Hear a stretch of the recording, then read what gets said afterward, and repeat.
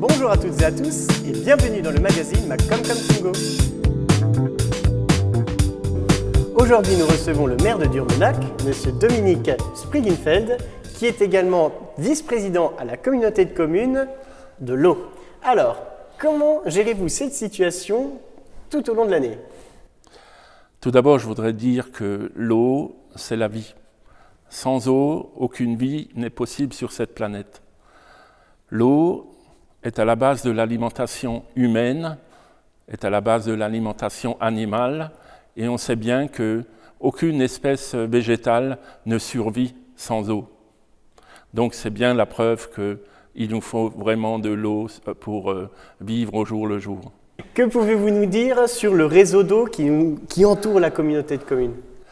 Alors nous entretenons un réseau de presque 500 km sur l'ensemble de notre communauté de communes, 80 réservoirs, et nous entretenons également plus de 105 captages.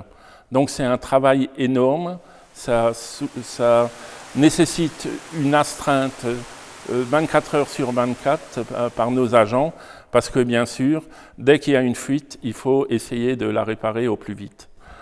Ce qui est logique pour éviter d'avoir des frais supplémentaires. D'ailleurs, j'imagine que tout ça doit avoir un certain prix. La bataille du prix est vraiment notre quotidien. On ne peut pas laisser vieillir 500 km de réseau, donc ce qui oblige à un renouvellement régulier de ce réseau. Ensuite, je pense que notre travail aussi, pour essayer de diminuer le prix, c'est d'essayer de préserver notre propre eau. Actuellement, notre communauté de communes vend par 1 600 000 m3 d'eau par an, mais ce qu'il faut savoir, c'est que de cette quantité-là, on en achète pratiquement 500 000 à des collectivités extérieures. Donc l'avenir, on doit tout faire pour essayer de récupérer cette eau, ces captages qui sont aujourd'hui fermés parce que l'eau ne respecte pas le cadre législatif, le cadre qui nous est imposé au niveau de la qualité. Et j'imagine effectivement qu'il doit y avoir une qualité, une certaine norme à respecter à travers toutes les communes. Oui, je voudrais dire, et tout le monde ne le sait pas, l'eau est l'aliment le plus sûr qu'on a tous les jours. Sur l'ensemble de la Comcom, on est à presque 500 analyses par an. Donc, je pense que tout le monde peut être rassuré. L'eau qu'on distribue respecte vraiment les normes de qualité requises. Pour changer de sujet, j'ai également été informé que certaines communes ont dû être ravitaillées par citerne certaines années, dû à un manque d'eau dans certains puits.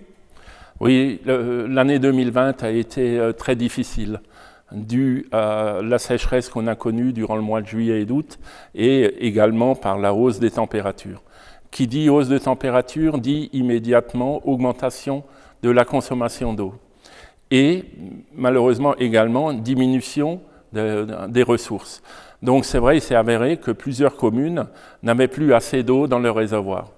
Ce qu'on a dû faire pendant pratiquement ces 2 mois, c'est de citerner, c'est-à-dire qu'on a cherché de l'eau avec des camions citernes dans des communes qui étaient excédentaires en eau et de ramener, de le déverser dans les réservoirs des communes qui étaient en manque d'eau.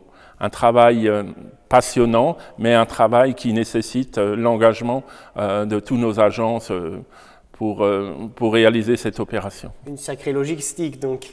Oui. Et puis j'imagine qu'en plus avec le réchauffement climatique, il va y avoir ce genre de problèmes qui vont juste se démultiplier.